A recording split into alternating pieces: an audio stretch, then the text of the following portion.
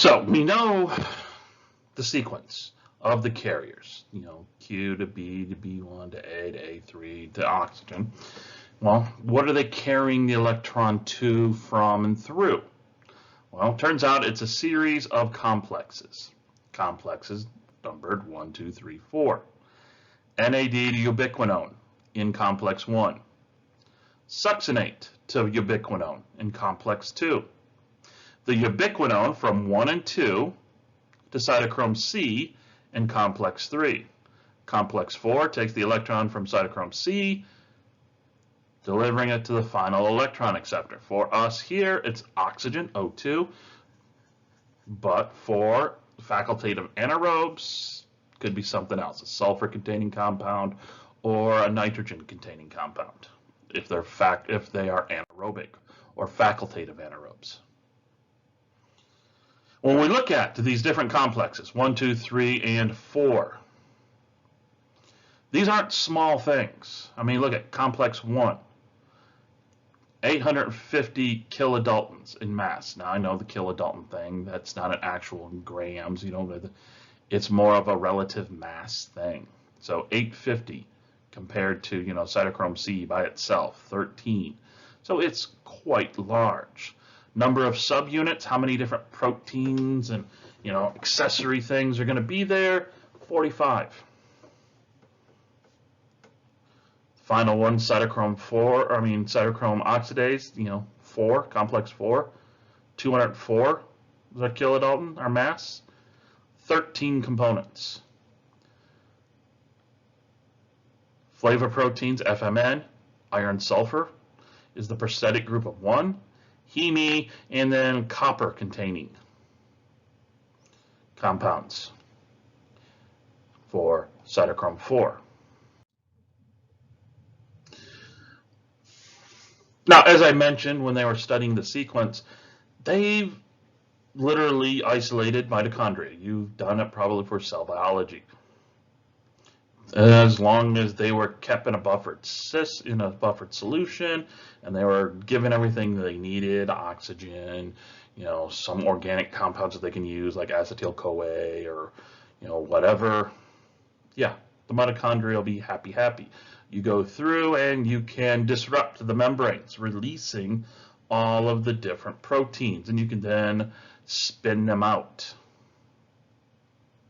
Use a detergent to break, dissolve the membranes, and then go through here. They're talking ion exchange chromatography. Isolate them, and then you can go through and study these. C, the transfer, NADH to Q, succinate to Q, Q to C, C to O2. So let's talk the players, the individual complexes. Complex 1, that takes the electrons from NADH and gives them to, ubiquinone, CoQ, or Q, as it's shown here in the figure. This is an extremely large complex. Remember, whenever we talk complexes in biochemistry or biology, what this means is a collection of proteins that all work together towards one common goal. Individually, these proteins could function on their own, but it's going to be haphazard. But by having them joined together, around some framework or some, structural protein holding them all together, they work better. They're more efficient in completing their tasks. Well, here, the task is, you can't see it because it's behind my head, so look in the handouts. NAD, this first part, what they call the matrix arm, has a series of iron-sulfur centers. Iron-sulfur compound that is embedded within all the proteins of this matrix arm. NADH will deliver the electrons, leaving as NAD. Those electrons will be passed to an FMN containing flavoprotein embedded in this matrix arm. It will then pass the electrons through the series of iron-sulfur centers where the energy is going to be bled off.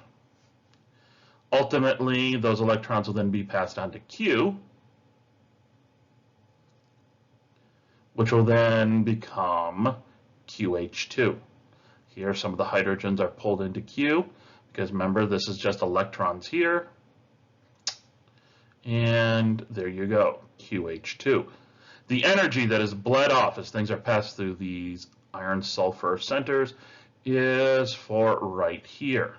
A series of proteins, NQO proteins, 12, 13, and 14.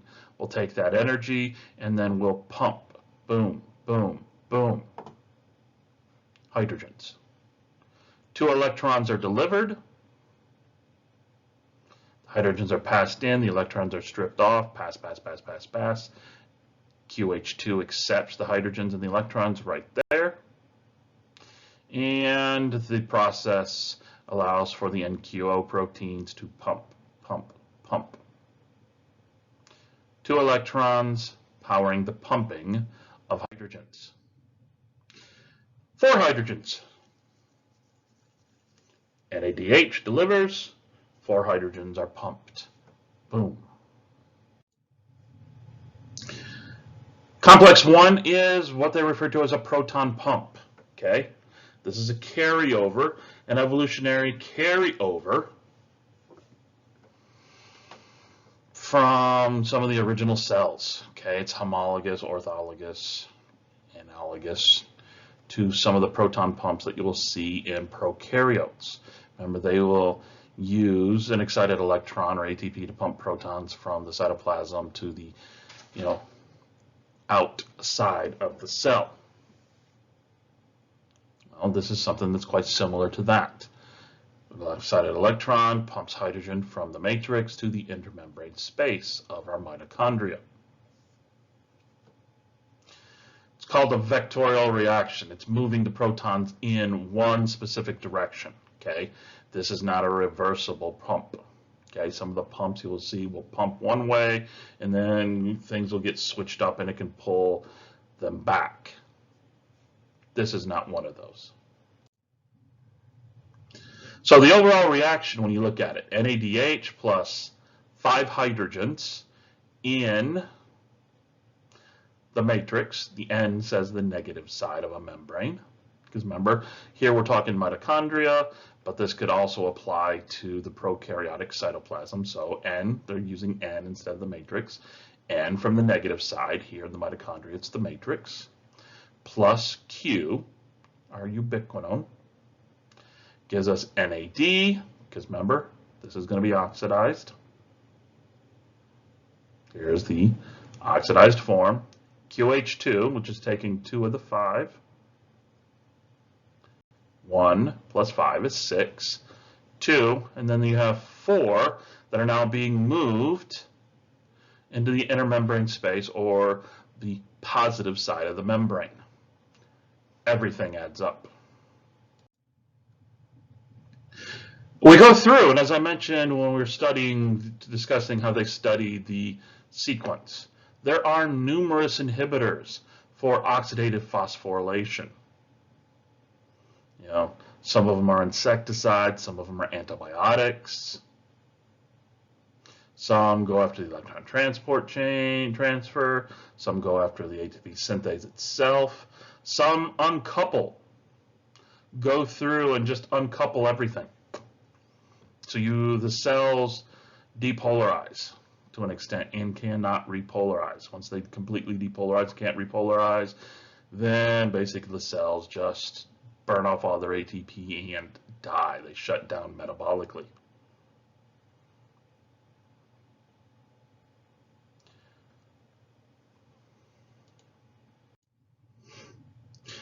That was complex 1. Complex 2, the succinate dehydrogenase. Couples the oxidation of succinate with the reduction of ubiquinone. Ubiquinone, here, we see right here, comes in as Q, leaves as QH2. In the process, we have succinate binding. It's giving up some electrons/hydrogens, again to FAD, FAD is then transferring it over here to a bunch of iron sulfur centers, which are going to sit there and bleed off that energy, passing on that electron / hydrogen to Q, generating more Q right here. Notice, no place here does it talk about hydrogens, no protons being pumped from the matrix to the inner membrane space. All of this is for creating more QH2, oxidizing FADH2, because some FADH2 is going to be made citric acid cycle or other places. Going to be brought here. FADH2 is immediately going to be fed in here. Some of the succinate, which you can't see because it's behind my big head, so look in the handouts or, this figure in the chapter. So that succinate is actually going to be the succinate intermediate of the citric acid cycle. Because remember, citric acid cycle is happening right here in the same place this is occurring. So instead of waiting till later in the citric acid cycle for FAD to be converted to FADH2 and then that coming over here, well, then sometimes that succinate just plugs right in here. Boom, boom, boom, boom, boom.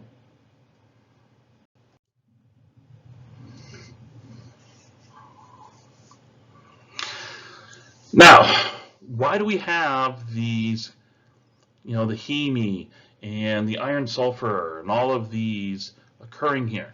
Well, because it's trying to minimize what's referred to as electron leak. Okay, if the electron's not directly attached to something, it's just kind of being passed around willy-nilly or weakly passed around, you can get leak occurring where the electron just kind of diffuses away. That hydrogen just diffuses away. Or it can be stripped off. Some of the things that can strip it off, what are known as reactive oxygen species. ROSs, hydrogen peroxide, or a superoxide radical. You've grown up, seeing, the commercials on TV or hearing the commercials on the radio where they say, oh, eat this, drink this, take this supplement, blah, blah, blah, blah, blah. It fights free radicals. Well, that's what they're talking about right here. Turns out reactive oxygen species, H2O2 or superoxide radicals, what they will do is they will strip off a hydrogen / electrons off of anything. It's hard for them to do, to strip it off of a protein or a nucleotide or whatever, but it is really easy to strip off some of these excited electrons that are being carried around, unless they're being held by something like a heme, within the cytochromes. The whole point of these is to take the electron and deliver it, and then easily give it up. Easily take it, easily give it up. So we don't want to have any type of covalent bond with a hydrogen. So you just want it to have this interaction. Well, by using heme, we reduce the chances of one of these free radicals from just easily stripping it off. Not saying it can't, but it just reduces the chance of it occurring. Complex 3. Look here. All right, we got more players here. We've got quite a bit going on. This is a very busy figure. You have multiple hemes, hemes B, LH, LH. So you got a bunch of hemes here. You got cytochromes, heme C up here, heme C up here. What's special here? Ubiquinol, coming from complex 1 and complex 2, are coming here, releasing their electrons here, and that's why you have so many hemes, because you have quite a bit of that Q coming from complex 1, complex 2, delivering here, and it's ultimately going to go to cytochrome C. But you got to pull off those electrons off of Q, need to bleed them a bit from energy, and what it's not showing here is that during the transfer from Q through the hemes and whatnot to cytochrome C, there will be some transporting of hydrogens from the matrix, the N side, to the intermembrane space, the P side. The ubiquinone, since it is primarily a hydrocarbon, it will easily diffuse through the membrane. Here it's the intermembrane, the cristae of the mitochondria, could be the cytoplasmic membrane if we're talking a prokaryote. Passes it on to those iron sulfur centers, which will then pass it on to the heme, through the cytochrome C. This passing on event is quite interesting.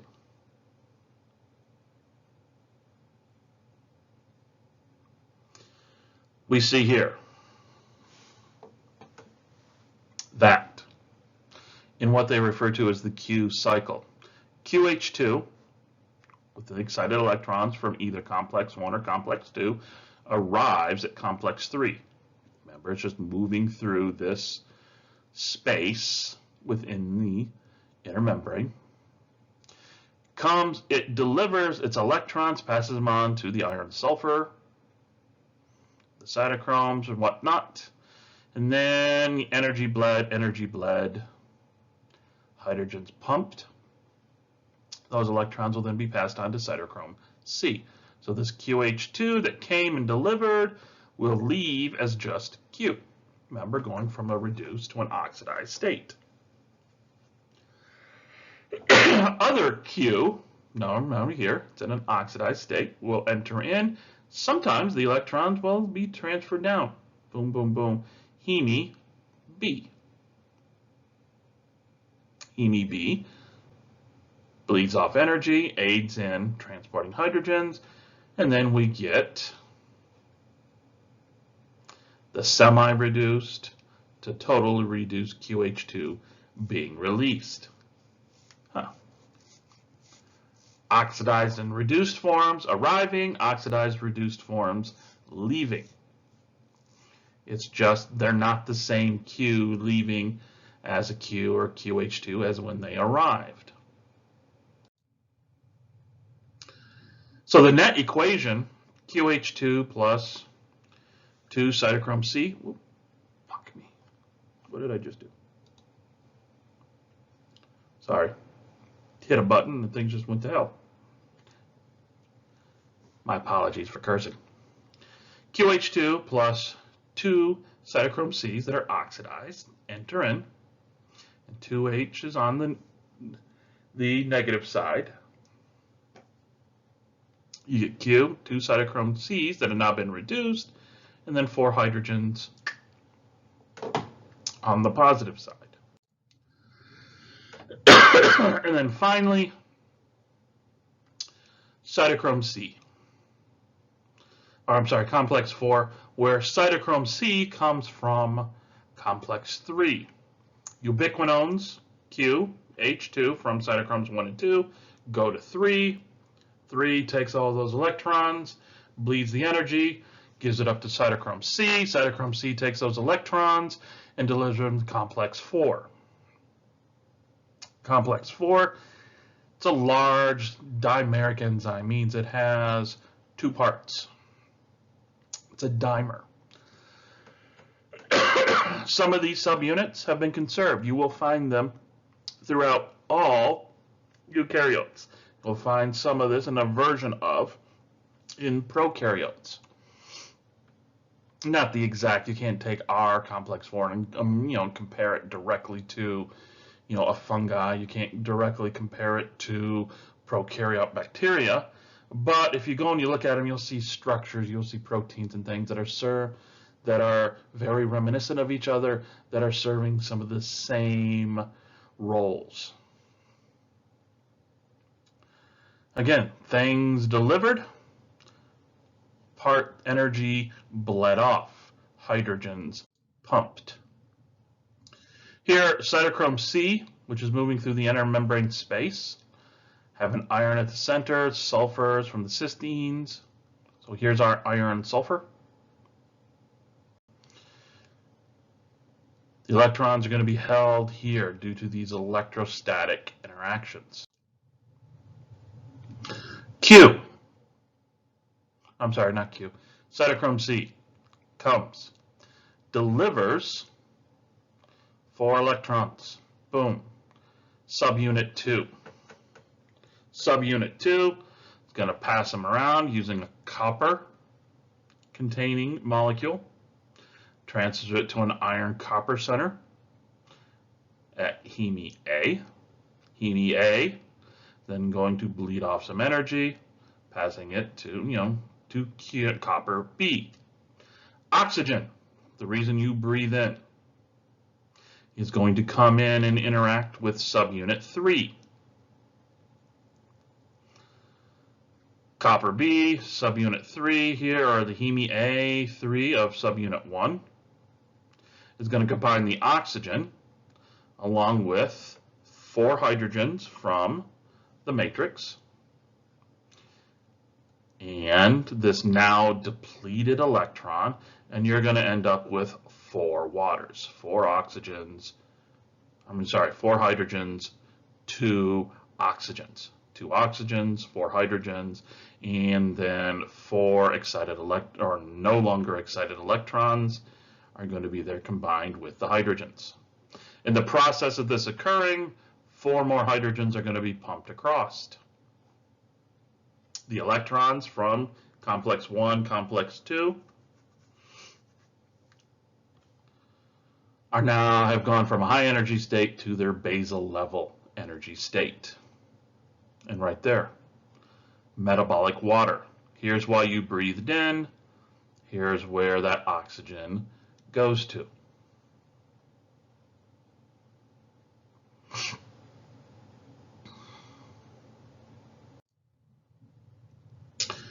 And because chemists like to see them, here is everything laid out as the chemical reaction.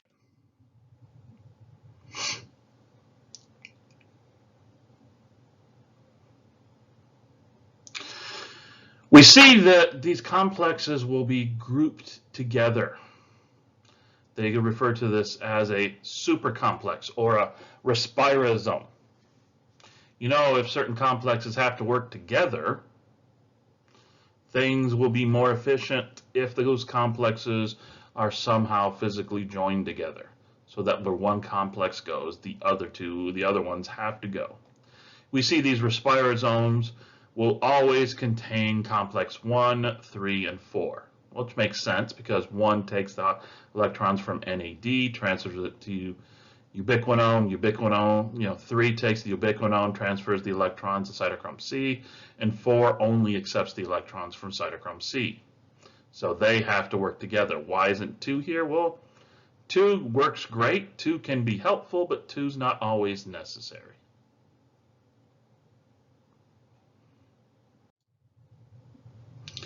And you draw it out and you look at it here. We can see that the electrons that are coming in don't always have to come directly from complex 1. Yes, complex 1, complex 2 give up QH2. But dehydrogenase can also reduce ubiquinone, glycerol 3-phosphate dehydrogenase, can give it up to FAD, which goes to QH2. You get some oxidoreductases and things that are going to take different intermediates from some of the other metabolic pathways, and you can get QH2 also as a final product, which can then go to complex 3. The electrons transferred from Q to cytochrome C, which then goes to complex 4, oxygen, the final electron acceptor. Think back to the beta oxidation of Fatty acids. Well, fatty acyl-CoAs. Well, guess what? You had those FADH2s, flavin proteins that catalyze that step. They're going to transfer to, boom, off it goes. You can then get the transfer from those directly to Q using ubiquinone oxidoreductases. So it doesn't even have to go to that FAD that's being oxidized or reduced here by electron transferring flavor proteins. This will then be an oxidoreductases, so it's going to be oxidized. It's now going to transfer it without the use of complex 2 directly to Q, which then complex 3 transfer those electrons to cytochrome C. Glycerol 3-phosphate dehydrogenases can do the same thing. You get the transfer of the electron to a flavoprotein, and then there's going to be some dehydrogenase, dihydroate dehydrogenase, that is not associated with complex 2, so that this can go directly to complex 3, transfer to the cytochrome C. Cytochrome C goes to complex 4. We see all the energy is conserved. Yes, by going through all these multiple steps, it takes a lot of energy to make all these complexes. It takes a lot of energy to maintain these complexes, but it is still a very efficient way to bleed off the energy. Notice I keep using the term bleed off the energy because that's what it is doing. By going through and doing these small little transfers, pumping just a few hydrogens, you meet law of thermodynamics 1, that no energy is created or destroyed, and you minimize the effect of the second law of thermodynamics, that some of it's going to be lost as energy. So yeah, some energy will be lost. It's just the natural state of the universe. But we can minimize it as much as possible. When you go through and you look at the math, no, I'm not going to go through the math because I'm a biologist, damn it. Math is for chemists and mathematicians. But we can sit there and show that the change in the reduction potential from the electron acceptor to the electron donor. Remember, I pointed this out before, the NAD, NADH, that difference, negative 0.3 voltage. Where, the difference from oxygen to the water at the final electron acceptor, 0.8. Negative 0.3 to a 0.8 means that we have quite a potential going there. And when you look at the delta G is what we've talked about this semester, last semester, a lot of, negative 220 kilojoules per mole. That is a lot of exergonic energy that can then be transferred to the production of ATP. So when you look at it, you lay it all out. Complex 1, 2, 3, 4. Notice the Q that's produced by complex 1 jumps to that QH2 has nothing to do with complex 2. It immediately goes to complex 3. Just as the QH2s made by complex 2 are able to immediately go to complex 3. The electrons are transferred from QH2 to cytochrome C. Those electrons delivered to 4.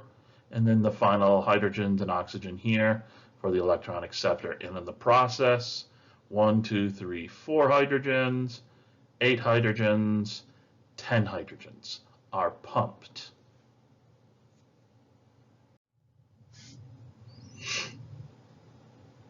Do all the math, 2 NADHs, 22 hydrogens on the positive side, the matrix side, plus oxygen gives you 2 NADs, 20 total hydrogens, 10 for each NADH, 20 have been pumped across, and you get 2 molecules of metabolic water. All of this so you can maintain that proton motive force. Okay, proton motive force. You have a high concentration and a low concentration. This electrochemical gradient, all due to proton pumps, and since it's a pump, it means it's active. It needs energy, and that energy is coming from an electron, hence the electron transport chain, or the respiratory chain, as it's here discussed as the mitochondria.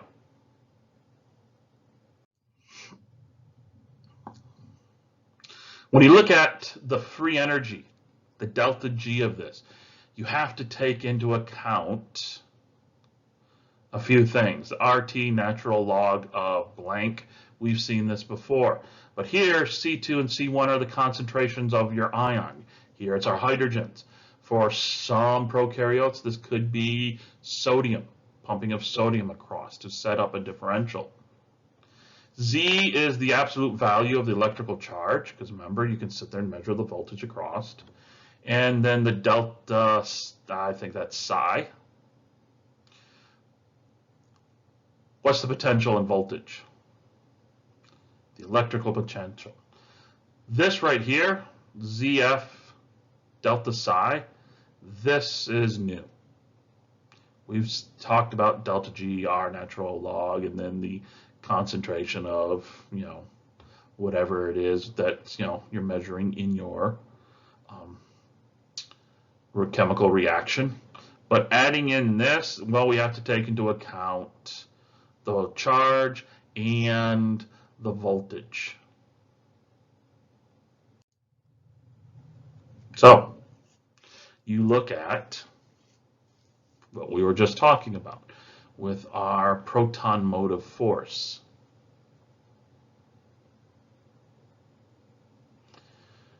Two points, the natural log concentrations. Hydrogen concentration on the positive side, the negative side. Intermembrane space, the matrix. So 2.3 times the change in pH. Because remember, pH is nothing more than the inverse log of the concentration of blah, blah, blah. And then you take into account, what's the charge, what's the total voltage.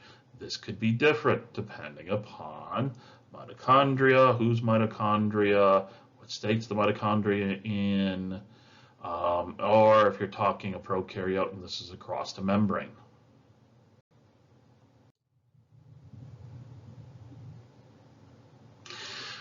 During all of this,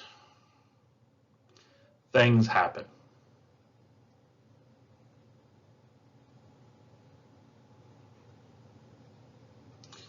Super, free radicals are generated right there. Boom, superoxide. This right there can strip electrons off of numerous things.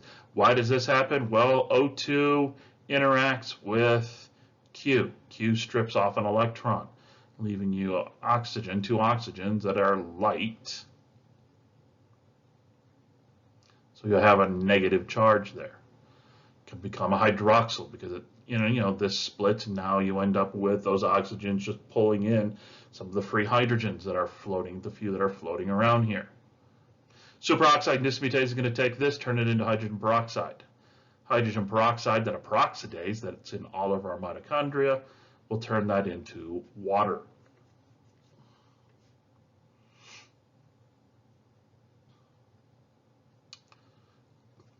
Some of those electrons are going to go through glutathione reductase, it's going to be transferred, and then NADPH becomes NADP as, they're worked on.